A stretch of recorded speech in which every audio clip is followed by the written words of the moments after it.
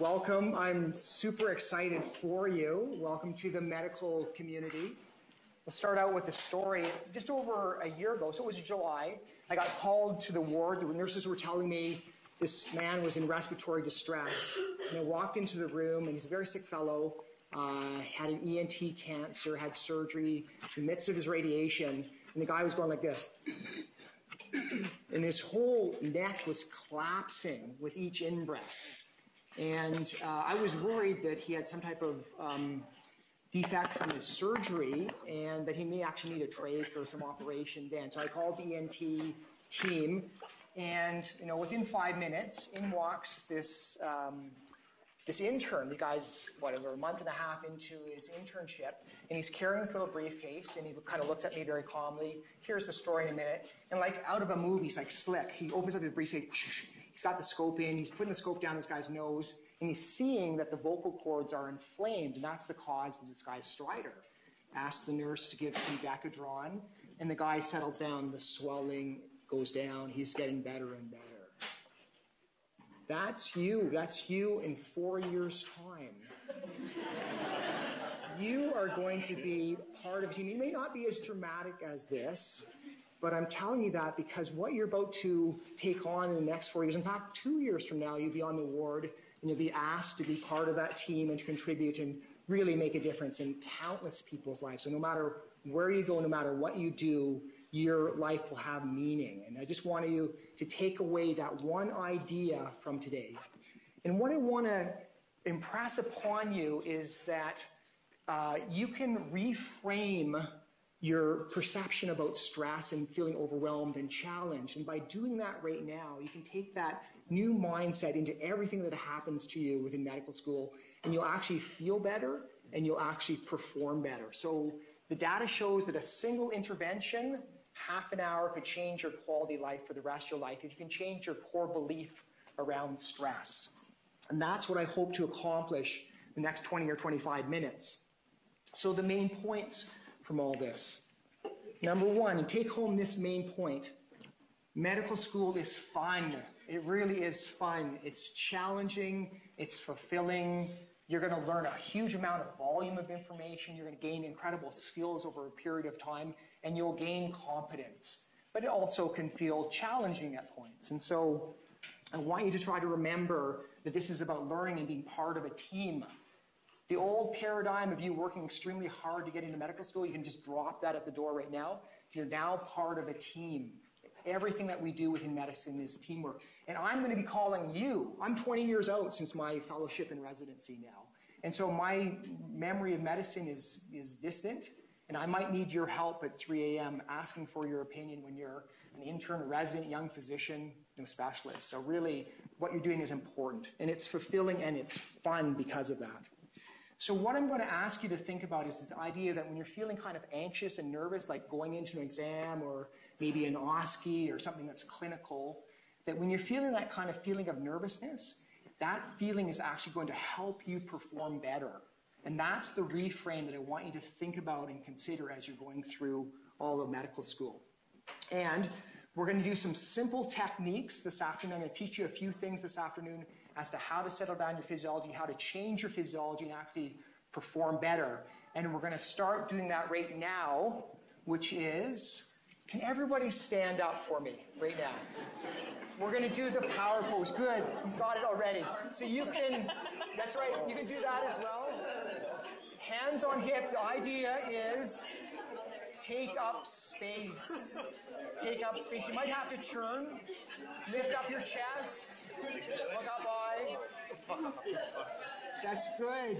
That's good. It's energy. So we're going to hold this because the data shows if you hold this for 2 minutes, going into an exam, going into a clinical situation, going into a presentation, giving yourself that space, you actually change the physiology in your brain. You actually increase testosterone levels. You decrease cortisol, the kind of stress reaction. You increase your feeling of confidence. And I'll tell you the quick story. So I did it today, but anyways, I was being interviewed at Live in 5 World Cancer Day, so I've given TV interviews before, but it's always a bit worrisome what they're going to ask and so on. And I did the power pose kind of out in the sidelines before being pulled on, and I really felt like my posture was better, I was more connected, I was listening, I was engaged in the interview, and I really felt I performed better because of the power pose. So, first exam, I want you guys to be teasing each other and holding the power pose. The first OSCE, I want you guys to be joking with each other. Remember this? Do the power pose. It will help you. Give it a try. So, thank you. Thank you very much. There's a lot of good data around that, so it's not just frivolous. Increase your confidence. That's a power move. Okay, so let's get to the science of this. How many people think that stress is harmful to your health?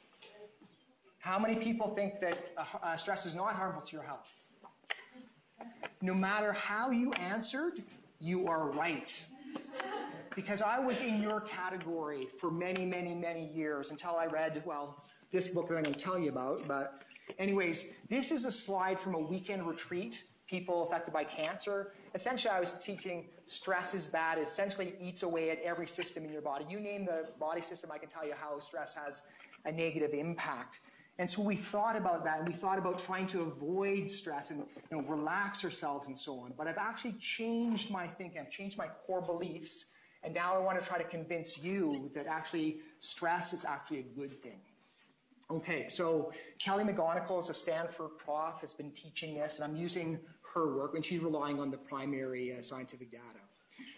So typically we have two attitudes. The first attitude is stress is toxic, should be avoided, and we have to manage our stress levels. And some people will have that kind of voice within themselves when they're in a stressful situation thinking, oh, this is too much, my life is toxic, I'm not doing this, or I'm inadequate. And so that's the kind of core belief system that we can believe. But you can actually reframe this, and this is what I'm trying to provoke you to, is that stress is accepted, it's normal.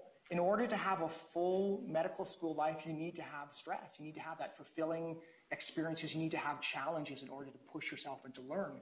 And you can actually use the energy of stress and embrace it ultimately. And in those circumstances, you can say to yourself, the new frame is, so this anxiety means that something is important at stake. I want to do well here. I want to learn.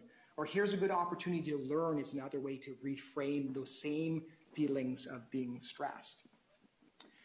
So there's some interesting data around that. So they asked 30,000 Americans, do you believe stress is harmful, and how much stress have you been experiencing? So 2 questions around that. Then they followed them for 8 years and looked at the mortality within that.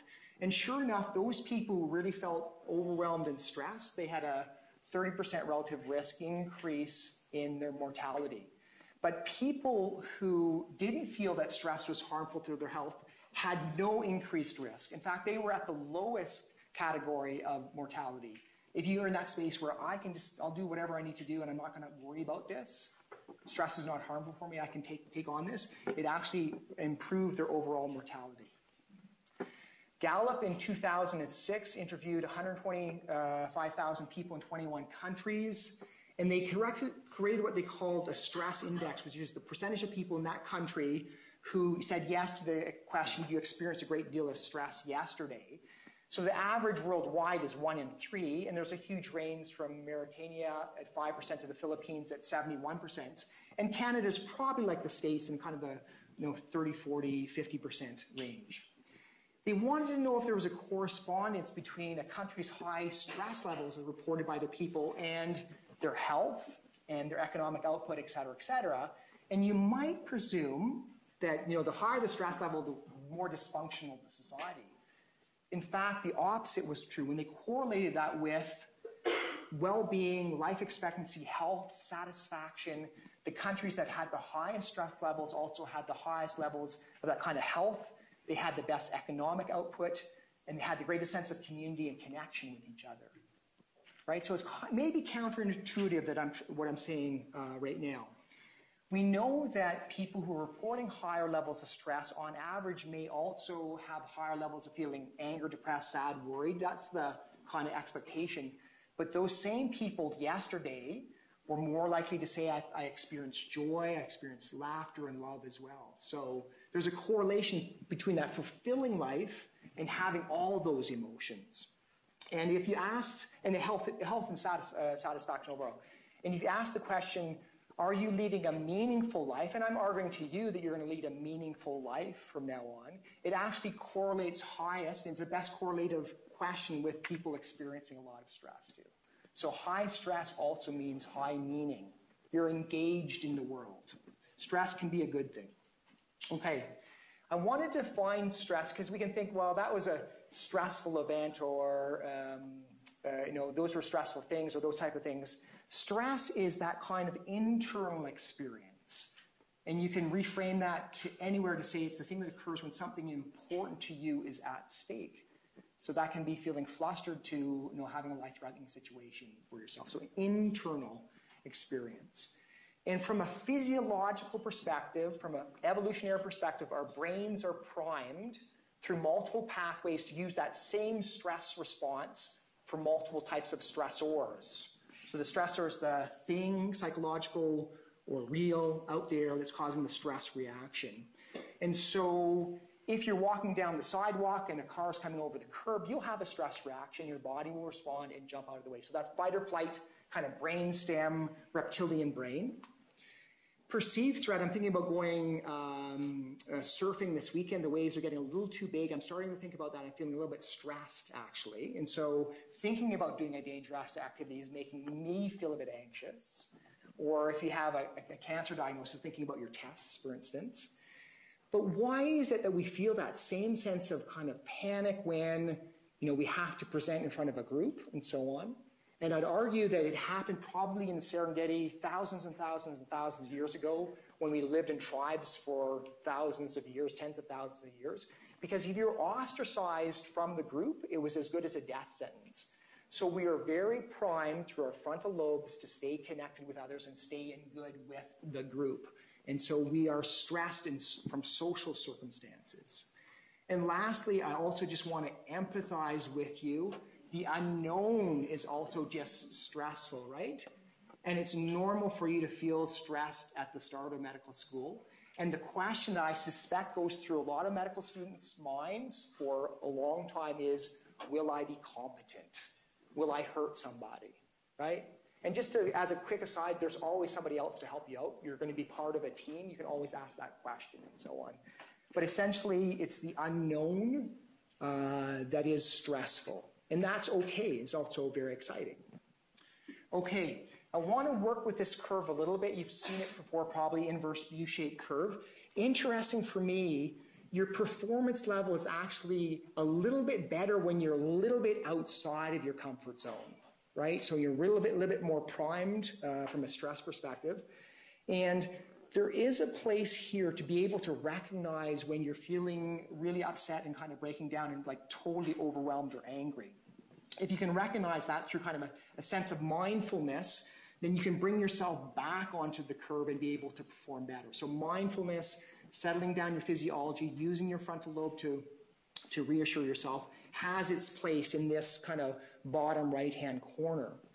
My hope is that by reframing, by understanding the stress reaction, you'll actually bump yourself up to the top curve, meaning that you'll be able to perform very well, maybe not perfectly optimally, but perform very well when you're under feeling a greater sense of stress.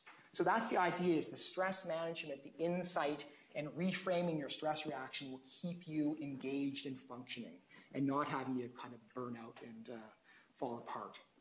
Okay, so I'm going to just focus then on trying to go from the overwhelmed scenario to getting your brain going, frontal lobe engaged again. So I want you to think about the last time when you really feel stressed and upset, overwhelmed, scared, anxious, angry, flustered. What was happening within your life? And we're going to do a quick mindfulness exercise to have you try to remember what are the cues that were telling you that you were having a stress reaction. So as you're in the midst of the situation, kind of scan your body in memory. Was it a pounding heart, short of breath, jitters, mouth dry, sore throat, tight shoulders, adrenaline going, jitters, acid stomach, wanting to go to the bathroom. Could be any of those cues to say that you're having a stress reaction. What was happening emotionally? Were you seeing red? Were you numbed out? Were you feeling like crying? Were you feeling agitated emotionally? Could be any cue there to tell you that. What was happening to your thinking? Most people get either more focused, so that it's thinking only one idea, or they fuzz out. They can't think at all. They've lost their ability to move forward. And lastly, imagine that there's a special computer program that can type down your thoughts all day long. Every thought that you write. And at the end of the day, you read your printout. That's good blackmail material, I think. Yeah. How would you know from reading your transcript that you were stressed? So for instance, for me, if I'm swearing in my mind, I know I'm usually stressed. Calling people's name, labeling, this is unfair, this is bullshit, whatever it is, right? Those are the cues to say, oh, I'm getting kind of ramped up here. And do I need to? Okay, so recognition. Okay, I'm going to ask you to stand up again, and we're actually going to go through a scenario. This is a scenario where you're really kind of overwhelmed and feeling stressed and so on. And 99 times out of 100, you can actually press the pause button. Right? You're about to go in and tell this woman she's got metastatic cancer and it's incurable and she's a young mom. Right? And so that's a stressful situation for the first time around in real life. And so when you're outside the room, you can actually press the pause button. Yes, if someone's got chest pain or they're short of breath or they're bleeding, you have to just react. But for the most part, if you're feeling super stressed, you can actually settle down your physiology. Okay, so I ask you to put your hands on your abdomen right now. And I want you now to focus on just being very curious about the physical sensations that are happening within your body. Be mindful of what's happening physically to you. And with that, you move out of the kind of the brainstem, primitive system up into frontal lobe, being very curious.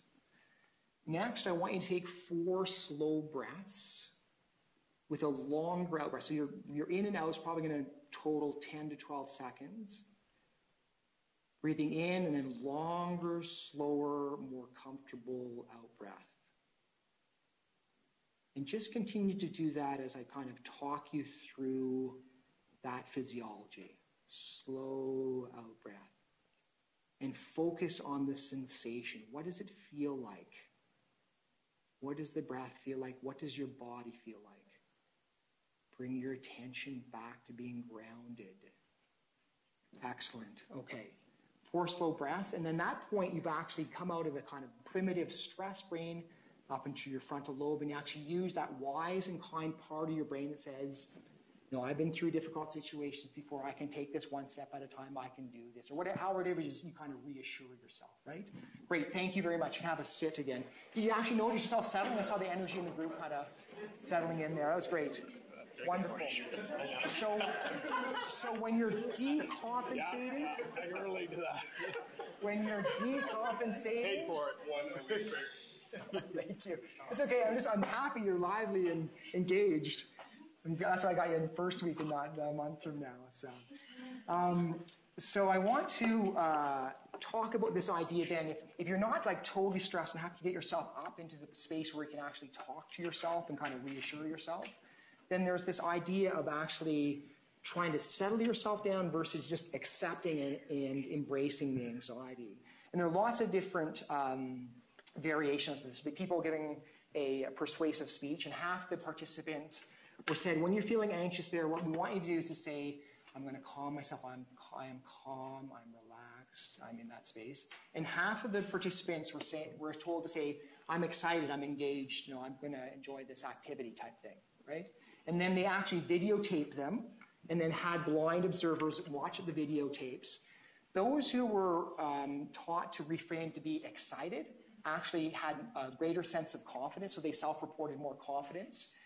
They were more persuasive, confident, and competent. So they were more likely to get hired in a job interview, for instance. So trying to settle oneself down isn't as effective as saying, yeah, I'm feeling nervous and I'm going to use this energy. And this same thing was done for writing the GRE, which is the graduate school exam. And I'll just read that to you. So the experimental arm was People think that feeling anxious while taking a test will make them do poorly. However, research suggests that stress doesn't hurt performance on tests and can actually even help performance. People who feel anxious during a test might actually be doing better. So when you're feeling nervous, you can say, actually, it's helping me. And there again, it was randomization between, just do your best and this intervention. And the results on the practice exam were that people did better, significantly better on the math section with no change in verbal, which is actually interesting kind of physiology, kind of a thinking higher abstract versus a more primitive verbal. And the people who actually said, I'm excited, I can do this, and my anxiety is a good thing, had higher cortisol levels. And that actually correlated with higher scores, especially for the reframer. So you have to reframe to say, this is actually helping me. And at the real test 3 months later, it actually, again, the randomization showed there were higher scores on people who were able to embrace the anxious feelings. Okay. I find this particular study really, really interesting. It's essentially lots of variations on the social stress tests. It would be like me saying, you, sir, or you, ma'am, please come up here and give me a 5-minute speech about your strengths and weaknesses. Go. And having somebody sit here and then, talk to the whole class. But the variations are they have cameras going and lights and so on, and they have mock interviewers who are going to give them feedback, or they stonewall them, or they look at their watch and do all sorts of things, or they interrupt, say, oh, your body language is terrible, stand up straight, or give me a better example. All sorts of ways of making people feel really stressed when they're giving a presentation in front of an audience. So it's a social stress test. The randomization is either, sometimes it's just a 3-minute video saying, half the people saying stress is bad for your performance, you can't concentrate as well, and half the people had the video that said essentially stress can be very enhancing. When you feel your heart beating, it's actually giving more energy to your body. When you're breathing hard, getting more oxygen to your brain, stress is actually going to help you. And the people who were taught that they could reframe their stress reaction actually perform better. Again, they were more confident, determined, excited, for themselves and for the people reviewing the films. Not only that, there's actually a change in physiology within the brain. DHEA is a precursor to testosterone. So below the neck, essentially, you release DHEA in response to exercise, which primes your muscles to get essentially stronger. So you release DHEA during exercise. Within the brain, it's actually a neurosteroid that actually allows you to learn better during stressful experiences. And after a stress experience, your brain actually continues to kind of work on the material of that stressful experience. And the higher the DHEA, the more you're able to reframe and learn that way. The DHEA to cortisol ratio is called the growth index, and it's associated with lots of positive things in people going through stressful responses. So by simply saying, this is actually helping me, my heart's pounding harder, I'm getting more blood, I'm more focused, when you're feeling anxious, you actually change your brain chemistry. The other thing that's interesting during a stress reaction is that we actually release a hormone called oxytocin. It's this famous kind of cuddle hormone, but also released during childbirth to help the uterus contract, letting down milk, breastfeeding. So lots of kind of social things around oxytocin. It's released during stress. And what's interesting about this one is it actually has an influence on how our brain works. So you'll need empathy in medicine, insight, et cetera, but it also drives pro-social behavior. So think about it. When you last had the flu and were feeling really crappy, didn't you want to like be with somebody or reach out to somebody, kind of the man cold type of feeling, that scenario? There's a tend and befriend response to oxytocin. We want to connect with others when we're feeling stressed. The takeaway partly for you is that it is very healthy for your body, allows your body to heal itself. It's kind of anti-inflammatory. And I really want you to think about this one. You're going to go through very challenging periods within medical school. And when you're feeling overwhelmed and just under the weather, reach out to your friends. Talk about it. Find somebody within your life that you can just be totally honest with. So either help somebody or be helped by somebody. Ask for help. You actually release oxytocin by doing that, and it actually ups your performance in terms of how your brain actually works. So again, use your brain physiology to connect and help yourself learn better. Other neurotransmitters released during stress. So the dopamine system is actually primed. It's not just all bad. It dampens our fears and allows us to react, right? You go into a very stressful, scary situation when someone's really sick. You're going to have a dopamine response to keep yourself focused on what's happening there. Serotonin also attunes us to what the reality of the circumstance is. So we can use our perception and intuition and understand what's really needed. So again, we don't really hear about these other neurotransmitters during the stress reaction because we all think it's all bad. I think it's cortisol and adrenaline. So the idea is even in peak performance, people like professional athletes in the zone or musicians that are in the midst of their best performance or a surgeon when they're in the flow of things, they actually have a stress response. They're not totally relaxed. So there's a stress there, but they also feel excited and energized and confident that they can do it. So we want that sense of energy going into difficult circumstances. I will agree with you that stress is not good for you if it fulfills three things, but I also want to reflect you're in medical school now and you're going to be physicians in some sense or form in the future. And so if you feel inadequate to it, the curriculum is set up, you have the ability to do this. You can succeed in medical school. All you have to do is put in the effort and care. If it isolates you from others, you always have the opportunity of reaching out, right? You can share. Again, I don't mind if you make fun of the power pose or I'm excited, prior to your exam, but have fun with this and connect with others as you go through this together as a team. And it feels utterly meaningless, which is just not true for you. Your ability to learn these things will influence how you can serve countless people in the future. So you have the ability to reframe stress as a positive thing. And last thing I say, becoming a physician is kind of like starting out with never being able to play the piano to thinking that you're going to actually perform something that people are actually going to enjoy. It takes years of practice, right? And you're going to hit up against your challenges. You're going to hit up against things that will be difficult for you. And that's okay. It means that you're learning. And so if you have the attitude when you don't do as well as you wanted to, well, at least I learned from this. I'll do better next time. And if you have that kind of growth mindset, you will actually do better next time around. Okay, so typically this is the kind of takeaway strategy around stress.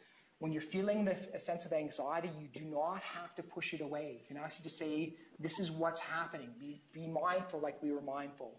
We actually welcome the stress and say, well, this is important to me. I want to do well in this exam, or I want to do well on this OSCE. What's my priority here? Maybe I can be kind as I'm doing this. Maybe I can help my classmates as we're working towards this exam.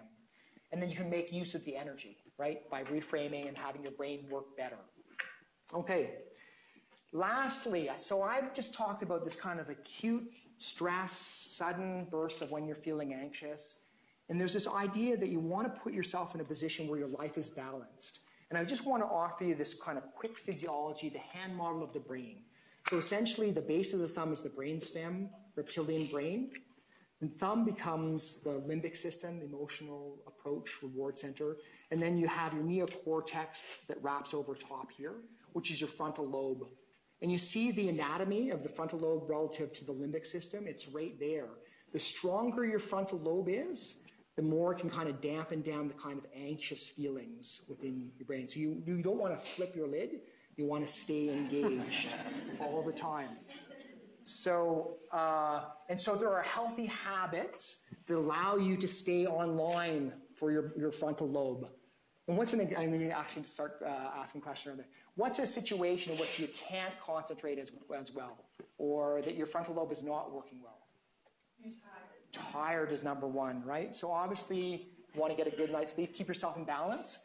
I could rant on this one all by itself, but I just add this one. Taking a nap of 10 to 15 minutes, getting into a little bit of REM before 5 p.m. every day, allows you to learn better after the nap, improves the quality of sleep that night, and you wake up more rested the next day. So I'm a napper, just to let you know. Don't tell my boss. But it actually, there's sleep hygiene ideas, right? Not to put the screen on, half an hour before bedtime. So sleep. Number 2, healthy habit. Hungry, yes. So hungry, and it actually spikes the sugar. So the sugar can go too high and the sugar too low. So a healthy diet releases the glucose into the system faster.